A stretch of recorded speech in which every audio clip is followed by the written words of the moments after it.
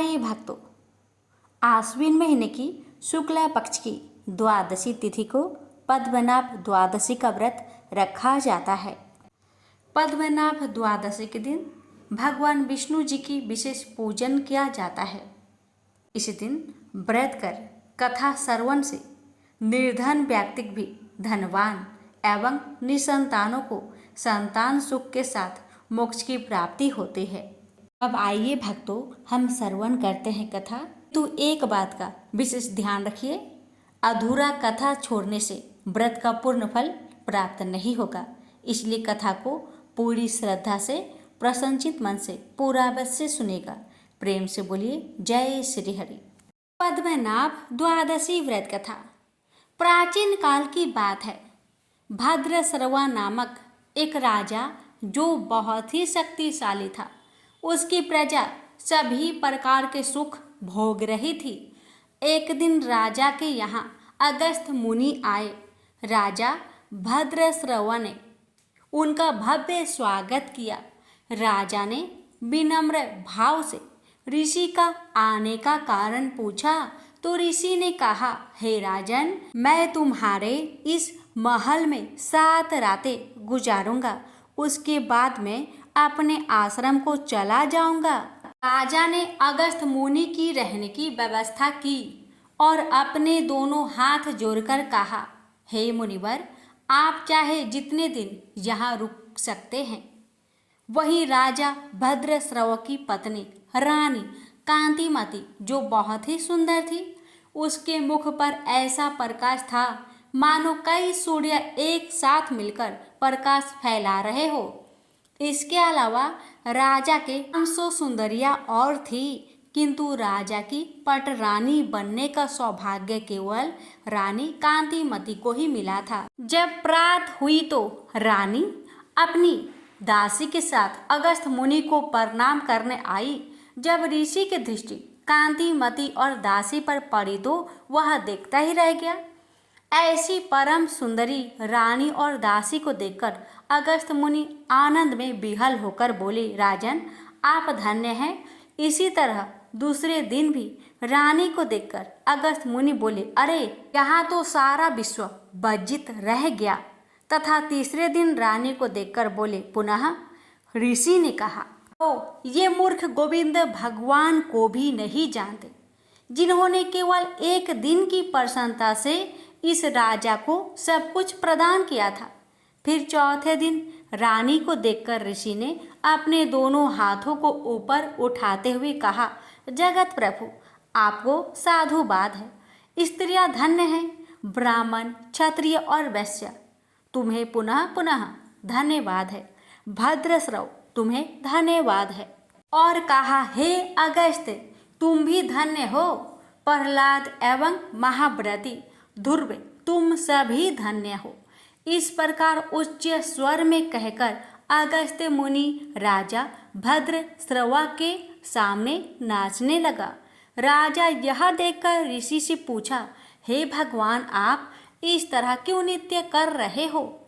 राजा की बात सुनकर मुनि बोला, राजन, बड़े आश्चर्य की बात है कि तुम कितने अज्ञानी हो और साथ ही तुम्हारे अनुगमन करने वाले ये मंत्री, पुरोहित आदि अनुजीवी भी मूर्ख हैं, जो मेरी बात को समझ ही नहीं पाते। ऋषिवर की बात सुनकर राजा ने अपने दोनों हाथ जोड़कर कहा, हे मुनिश्रेष्ठ, आपके मुख से उच्चरित पहेली को हम नहीं समझ पा रहे हैं, अतः कृपा करके मुझे इसका मतलब बतलाइए। राजा की बात सुनकर अगस्त्य मुनि बोले, हे राजन, मेरी पहेली तुम्हारी इस सुंदर रानी के ऊपर है, जो यह है। राजन, पूर्व जन्म में यह रानी किसी नगर में हरिदत्त नामक एक वैश्य के घर में दासी का काम करती थी। उस जन्म में भी तुम ही इसके पति रूप में थे और तुम भी हरिदत्त के यहाँ सेना वृत्ति से एक कर्मचारी थे। एक बार वह वैश्य तुम्हारे साथ आश्विन माह की शुक्ला पक्ष की द्वादशी को भगवान विष्णु जी के मंदिर में जाकर पूजा आराधना की। उस समय तुम दोनों वैश्य की सुरक्षा के लिए साथ थे, पूजा करने के बाद वह वैश्य तो अपने घर लौट गया, किंतु तुम दोनों मंदिर में ही रुक गए, क्योंकि वैश्य ने तुम्हें आज्ञा दी थी कि कहीं मंदिर का दीपक बुझ न जाए। वैश्य के जाने के बाद तुम दोनों दीपक को जलाकर उसकी रक्षा के लिए वहीं बैठे रहे, और ऐसे में पूरी एक रात तक तुम उस दीपक की रखवाली के लिए बैठे रहे। कुछ दिनों के बाद दोनों की आयु समाप्त होने पर तुम दोनों की मृत्यु हो गई। उसी पुण्य प्रभाव से राजा प्रियव्रत के पुत्र रूप में तुमने जन्म लिया, और तुम्हारी वह पत्नी जो उस जन्म में वैश्य के यहाँ दासी थी, अब एक राजकुमारी के रूप में जन्म लेकर तुम्हारी पत्नी बनी, क्योंकि भगवान विष्णु जी के मंदिर में उस दीपक को प्रज्वलित रखने का काम तुम्हारा था, जिसके फल से आज तुम्हें यह सब प्राप्त है। फिर मुनि ने कहा, हे राजा, अब कार्तिक की पूर्णिमा का पर्व आ गया है। उसी पर्व के लिए पुष्कर राजस्थान की अजमेर जिले जा रहा था और रास्ते में यहाँ रुक गया। अब आप दोनों मुझे विदा कीजिए। राजा और रानी ने अगस्त्य मुनि के पैर छूकर आशीर्वाद स्वरूप पुत्र रत्न प्राप्ति का वर दिया, और आशीर्वाद देते हुए ऋषिवर वहां से पुष्कर के लिए चले गए। तो यह थी पद्मनाभ द्वादशी व्रत की कथा, जिसके सुनने मात्र से ही आपको फल प्राप्ति का वर मिलता है। प्रेम से बोलिए विष्णु भगवान की जय। प्राचीन ग्रंथों में तुलसी विवाह व्रत की अनेक कथाएं दी हुई है। उन कथाओं में से एक कथा निम्न है। इस कथा के अनुसार एक कुटुंब में ननद तथा भाभी साथ रहती थी। ननद का विवाह अभी नहीं हुआ था। वह तुलसी के पौधे की बहुत सेवा करती थी, लेकिन उसकी भाभी को यह सब बिल्कुल भी पसंद नहीं था। जब कभी उसकी भाभी को अत्यधिक क्रोध आता, तब वह उसे ताना देते हुए कहती कि जब तुम्हारा विवाह होगा तो मैं तुलसी ही बारातियों को खाने को दूंगी, और तुम्हारे दहेज में भी तुलसी ही दूंगी। कुछ समय बीत जाने पर ननद का विवाह पक्का हुआ। विवाह के दिन भाभी ने अपनी कथनी अनुसार बारातियों के सामने तुलसी का गमला फोड़ दिया और खाने के लिए कहा। तुलसी की कृपा से वह फूटा हुआ गमला अनेक स्वादिष्ट पकवानों में बदल गया। भाभी ने गहनों के नाम पर तुलसी की मंजरी से बने गहने पहना दिए। वह सब भी सुंदर सोने जवाहरत में बदल गए। भाभी ने वस्त्रों के स्थान पर तुलसी का जनेऊ रख दिया। वह रेशमी तथा सुंदर वस्त्रों में बदल गया। ननद की ससुराल में उसके दहेज की बहुत प्रशंसा की गई। यह बात भाभी के कान तक भी पहुंची। उसे बहुत आश्चर्य हुआ। उसे अब तुलसी माता की पूजा का महत्व समझ आया। भाभी की एक लड़की थी।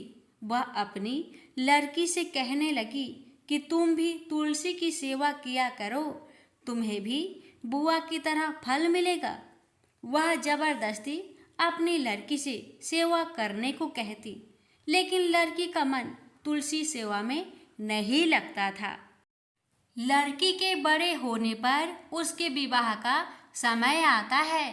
तब भाभी सोचती है कि जैसा व्यवहार मैंने अपनी ननद के साथ किया था, वैसा ही मैं अपनी लड़की के साथ भी करती हूँ, तो यह भी गहनों से लद जाएगी और बारातियों को खाने में पकवान मिलेंगे। ससुराल में इसे भी बहुत इज्जत मिलेगी। यह सोचकर वह बारातियों के सामने तुलसी का गमला फोड़ देती है, लेकिन इस बार गमले की मिट्टी मिट्टी ही रहती है। मंजरी तथा पत्ते भी अपने रूप में ही रहते हैं। जनेऊ भी अपना रूप नहीं बदलता है। सभी लोगों तथा बारातियों द्वारा भाभी की बुराई की जाती है।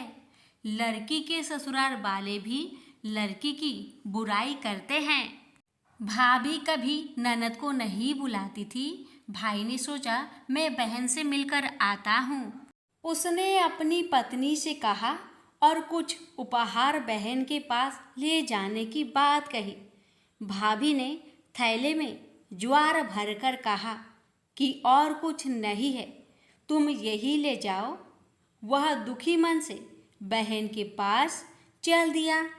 वह सोचता रहा कि कोई भाई अपने बहन के घर ज्वार कैसे ले जा सकता है। यह सोचकर वह एक गौशाला के पास रुका और ज्वार का थैला गाय के सामने पलट दिया। तभी गाय पालने वाले ने कहा कि आप गाय के सामने हीरे मोती तथा सोना क्यों डाल रहे हो। भाई ने सारी बात उसे बताई और धन को लेकर खुशी खुशी अपनी बहन की घर की ओर चल दिया। दोनों भाई बहन एक दूसरे को देखकर अत्यंत प्रसन्न हुए और भाई ने अपनी सारी कहानी अपनी बहन को सुनाया कि कैसे तुलसी माता की कृपा से ज्वार के दाने सोने चांदी हीरे मोती में बदल गए।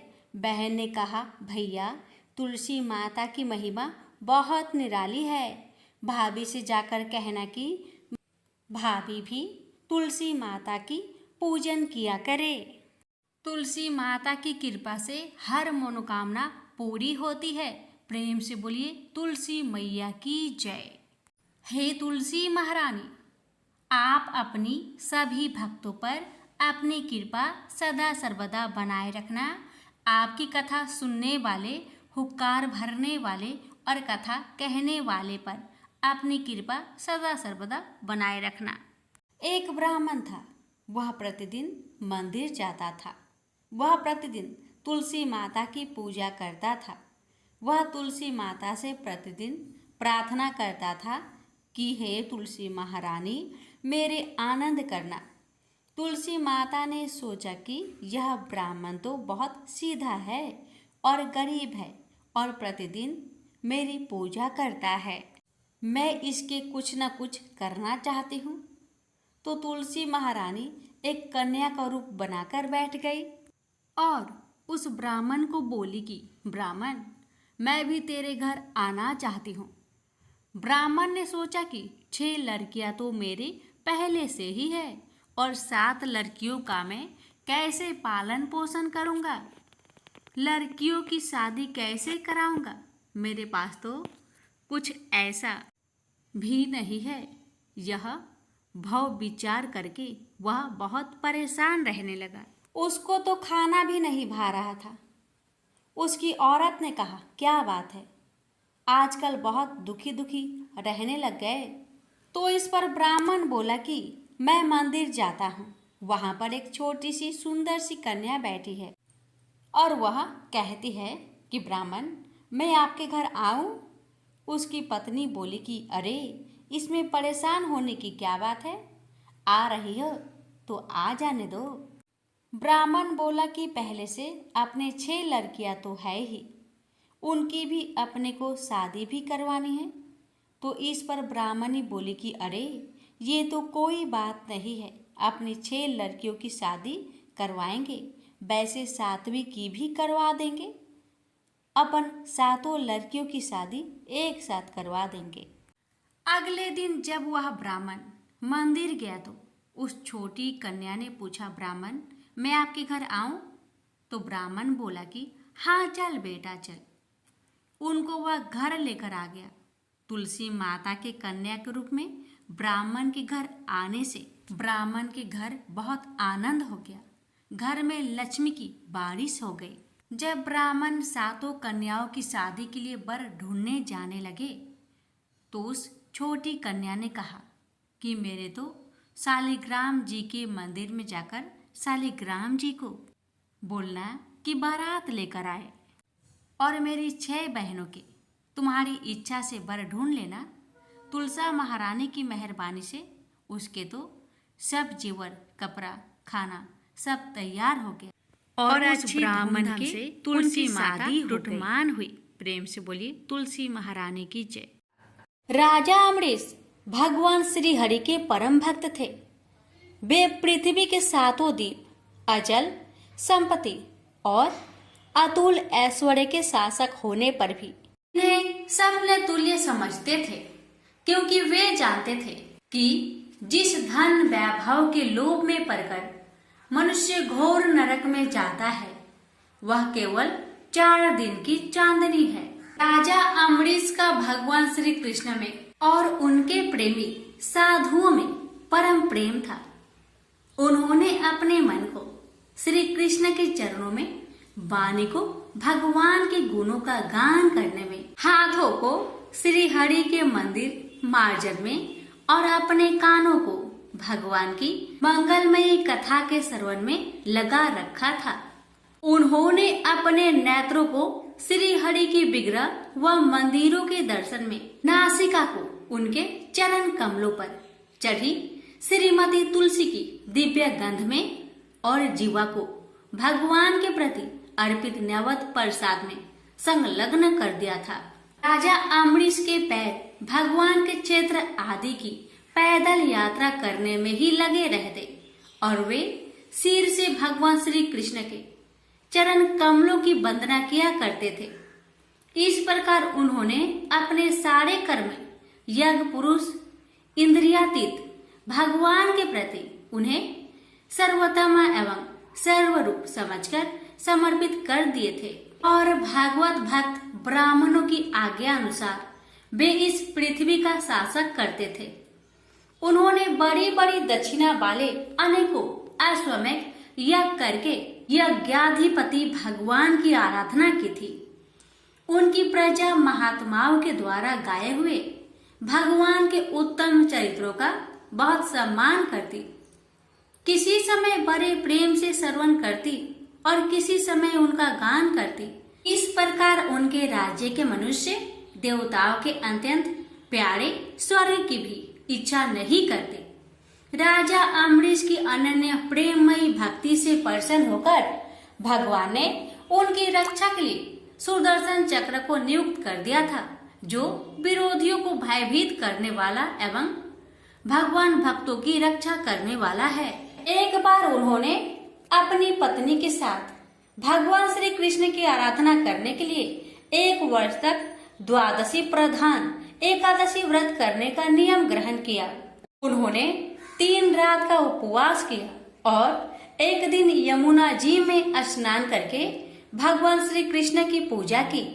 तत्पश्चात पहले ब्राह्मणों को स्वादिष्ट और अत्यंत गुणकारी भोजन कराकर उन लोगों के घर 60 करोड़ गौएं सुसज्जित करके भेज दी।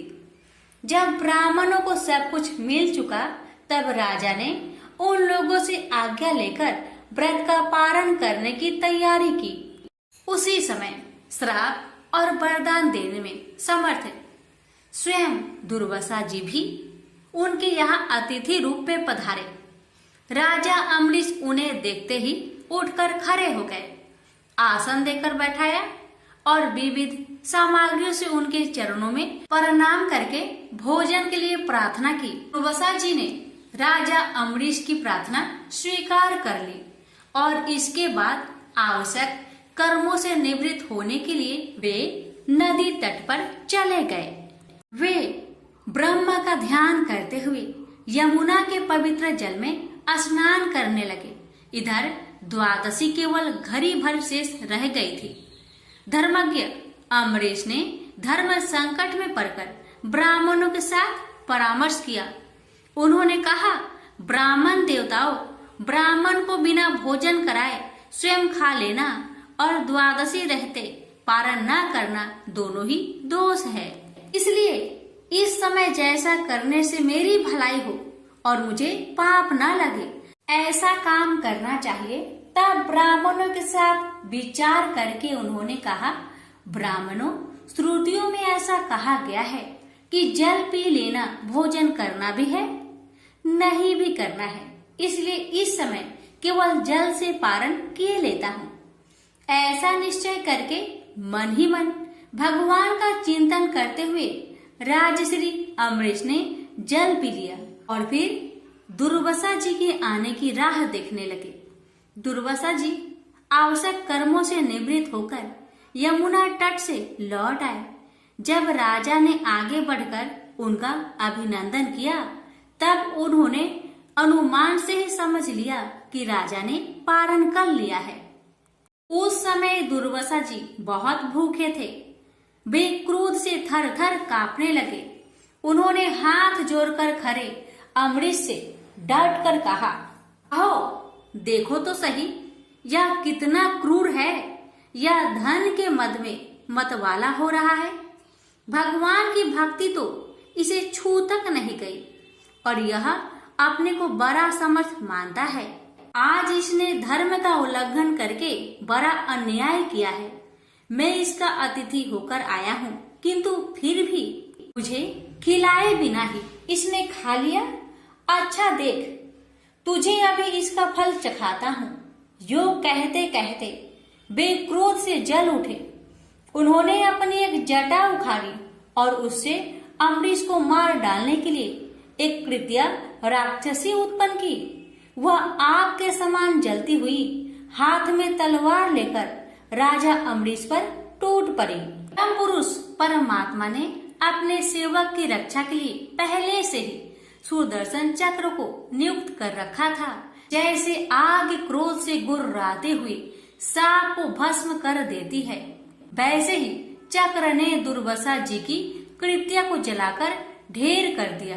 जब दुर्वासा जी ने देखा कि मेरी बनाई हुई कृत्या तो जल रही है और चक्र मेरी ओर आ रहा है, तब वे भयभीत हो अपने प्राण बचाने के लिए जी छोड़कर एकाएक भाग निकले।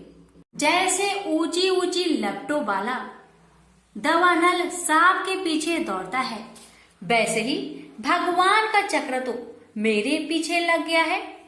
तब दुर्वासा जी दिशा, आकाश, पृथ्वी, अतल, बीतल आदि नीचे के लोक, समुद्र, लोकपाल और उनके द्वारा सुरक्षित लोक एवं स्वर्ग तक में गए। परंतु जहाँ जहाँ वे गए वहीं वहीं उन्होंने असहा तेज वाले सुदर्शन चक्र को अपने पीछे लगा देखा। जब उन्हें कहीं भी कोई रक्षक न मिला तब वे तो डर गए। अपने प्राण बचाने के लिए वे देव शिरोमणि ब्रह्मा जी के पास गए और बोले, ब्रह्मा जी आप स्वयंभू हैं, भगवान के इस तेजोमयी चक्र से मेरी रक्षा कीजिए। ब्रह्मा जी ने कहा, दुर्वासा जी मैं शंकर जी, दक्ष, भृगु आदि, प्रजापति, भूतेश्वर आदि सब जिनके बनाए नियमों में बंधे हैं तथा जिनकी आज्ञा सिरोधार्य करके हम लोग संसार का हित करते हैं, उनके भक्त के द्रोही को बचाने में हम समर्थ नहीं है। जब ब्रह्मा जी ने इस प्रकार दुर्वासा को निराश कर दिया तब भगवान के चक्र से संतप्त होकर वे कैलाशवासी भगवान शंकर की शरण में गए। शंकर जी ने कहा, दुर्वासा जी जिनसे पैदा हुए अनेकों ब्रह्मांडों में हमारे जैसे हजारों चक्र काटते हैं, यह चक्र उन्हीं विश्वेश्वर का शस्त्र है। यह हम लोगों के लिए असह्य है। तुम उन्हीं की शरण में जाओ, वे भगवान ही तुम्हारा मंगल करेंगे। निराश होकर दुर्वासा जी श्री हरि भगवान के परम धाम बैकुंठ की तरफ में भागे। दुर्वासा जी भगवान के चक्र की आग से जल रहे थे। वे भगवान के चरणों में गिर पड़े। उन्होंने कहा, हे अच्युत्य, हे अनंत, आप संतों के एकमात्र इच्छित है। प्रभु, संपूर्ण जगत के जीवन दाता, मैं अपराधी हूँ, आप मेरी रक्षा कीजिए। आपका परम प्रभाव न जानने के कारण ही मैंने आपके प्यारे भक्त का अपराध किया है। प्रभु, आप मुझे बचाइए। श्री भगवान ने कहा, दुर्वासा जी मैं सर्वथा भक्तों के अधीन हूँ, मुझ में तनिक भी स्वतंत्रता नहीं है। जो भक्त स्त्री, पुत्र, गृह, गुरुजन, प्राण, धन, इहलोक और परलोक सबको छोड़कर केवल मेरी शरण में आ गए हैं, उन्हें छोड़ने का संकल्प भी मैं कैसे कर सकता हूँ। इसमें संदेह नहीं कि ब्राह्मणों के लिए तपस्या और विद्या, परम कल्याण के साधन है। परंतु यदि ब्राह्मण उद्दंड और अन्यायी हो जाए तो वे ही दोनों उल्टा फल देने लगते हैं। दुर्वासा जी सुनिए, मैं आपको एक उपाय बताता हूँ जिसका अनिष्ट करने से आपको इस विपत्ति में आना पड़ा है। आप उसी के पास जाइए, उनसे क्षमा मांगिए, तब आपको शांति मिलेगी। सुदर्शन चक्र की ज्वाला से जलते हुए दुर्वासा लौटकर राजा अम्बरीश के पास आए और उन्होंने अत्यंत दुखी होकर राजा के पैर पकड़ लिए। दुर्वासा जी की यह चेष्टा देखकर और उनके चरण पकड़ने से लज्जित होकर राजा अम्बरीश भगवान के चक्र की स्तुति करने लगे। अम्बरीश ने कहा, प्रभु सुदर्शन, आप अग्नि स्वरूप है, भगवान के प्यारे, हजार दांत वाले चक्र देवा, मैं आपको नमस्कार करता हूँ। समस्त अस्त्र शस्त्रों को नष्ट कर देने वाले एवं पृथ्वी के रक्षक, आप इन ब्राह्मण की रक्षा कीजिए। आप कृपा करके हमारे कुल के भाग्योदय के लिए दुर्वासा जी का कल्याण कीजिए। हमारे ऊपर यह आपका महान अनुग्रह होगा। यदि मैंने कुछ भी दान किया हो या किया हो अथवा अपने धर्म का पालन किया हो, यदि हमारे वंश के लोग ब्राह्मणों को ही अपना आराध्य देव समझते रहे हो तो दुर्वासा जी की जलन मिट जाए। भगवान समस्त गुणों के एकमात्र आश्रय स्थल है। यदि मैंने समस्त प्राणियों की आत्मा के रूप में उन्हें देखा हो और वे मुझ पर प्रसन्न हो तो दुर्वासा जी का हृदय की सारी जलन मिट जाए। अब राजा अम्बरीश ने दुर्वासा जी को सब ओर से जलाने वाले भगवान के सुदर्शन चक्र की इस प्रकार स्तुति की। तब उनका प्रार्थना से चक्र शांत हो गया। जब दुर्वासा चक्र की आग से मुक्त हो गए और उनका चित्त स्वस्थ हो गया, तब वे राजा अम्बरीश को अनेकानेक उत्तम आशीर्वाद देते हुए उनकी प्रशंसा करने लगे। दुर्वासा जी ने कहा, धन्य है, आज मैंने भगवान के प्रेमी भक्त का महत्व देखा। राजन, मैंने आपका अपराध किया, फिर भी आप मेरे लिए मंगल कामना ही कर रहे हैं। महाराज अम्बरीश, आपका हृदय करुणा भाव से परिपूर्ण है। आपने मेरे ऊपर महान अनुग्रह किया। अहो, आपने मेरे अपराध भुलाकर मेरी रक्षा की है। जब से दुर्वासा जी चक्र से जीवन रक्षा के लिए भाग रहे थे, तब से राजा अम्बरीश ने भोजन नहीं किया था। वे दुर्वासा जी के लौटने की राह देख रहे थे। अब उन्होंने दुर्वासा जी के चरण पकड़ लिए और उन्हें प्रसन्न करके विधि पूर्वक भोजन कराया। दुर्वासा जी ने बहुत ही संतुष्ट होकर राजा अम्बरीश के गुणों की प्रशंसा की और उनके बाद उनसे अनुमति लेकर आकाश मार्ग से प्रस्थान किया। जब सुदर्शन चक्र से भयभीत होकर दुर्वासा जी भाग रहे थे, तब से लेकर उनके लौटने तक 1 वर्ष का समय बीत गया था। इतने दिनों तक राजा अम्बरीश उनके दर्शन की आकांक्षा से केवल जल पीकर रहे। दुर्वासा जी के जाने के बाद उनके भोजन से बचे हुए अत्यंत पवित्र अन्न को राजा ने सपरिवार ग्रहण किया। कुछ वर्ष बीतने पर राजा अम्बरीश ने अपने ही समान भक्त पुत्रों पर राज्य का भार छोड़ दिया और स्वयं वन में चले गए। वहां वे बड़ी धीरता के साथ आत्म स्वरूप भगवान में अपना मन लगाकर गुणों के प्रवाह रूपी संसार से मुक्त हो गए। प्रेम से बोलिए, लक्ष्मी नारायण की जय।